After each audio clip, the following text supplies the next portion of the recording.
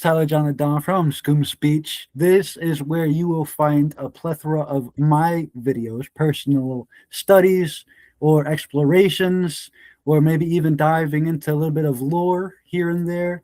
And you'll just get to kind of hang out with me a little bit and see kind of what I do for fun, hobbies, maybe thoughts that I wanted to record and just throw somewhere.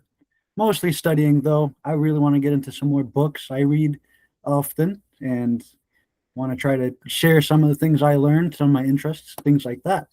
So, hope you guys enjoy. Thanks. So I'm reading this book, boom, The Daily Stoic, 366 Meditations on Wisdom, Perseverance, and the Art of Living.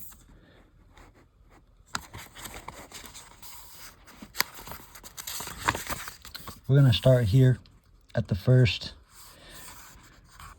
It wants you to go through the whole year. I got this book in March, so, oh well. Maybe I'll be done with it next March. I don't know. We'll see how this goes. First one is about control and choice. The chief task in life is simply this: to identify and separate matters so that I can say clearly to myself which are externals not under my control and which have to do with the choices I actually control. Where then do I look for good and evil? Not to uncontrollable externals, but within myself to the choices that are my own. Epictetus. So the book goes on to give us a little bit of insight here. The single most important practice in Stoic philosophy is differentiating between what we can change and what we can't, what we have influence over and what we do not. A flight is delayed because of the weather. No amount of yelling at an airline representative will end a storm.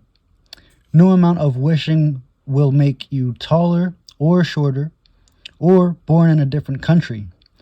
No matter how hard you try, you can't make someone like you. And on top of that, time spent hurling yourself at these immovable objects is time not spent on the things we can change. The recovery community practices something called the serenity prayer. God, grant me the serenity to accept the things I cannot change, the courage to change the things I can, and the wisdom to know the difference. Addicts cannot change the abuse suffered in childhood. They cannot undo the choices they have made or hurt they have caused. But they can change the future through the power they have in the present moment. As Epictetus said, they can control the choices they make right now.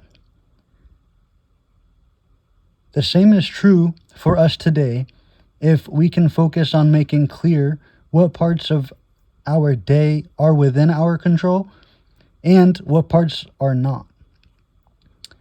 We will not only be happier, we will have a distinct advantage over other people who fail to realize they are fighting an unwinnable battle.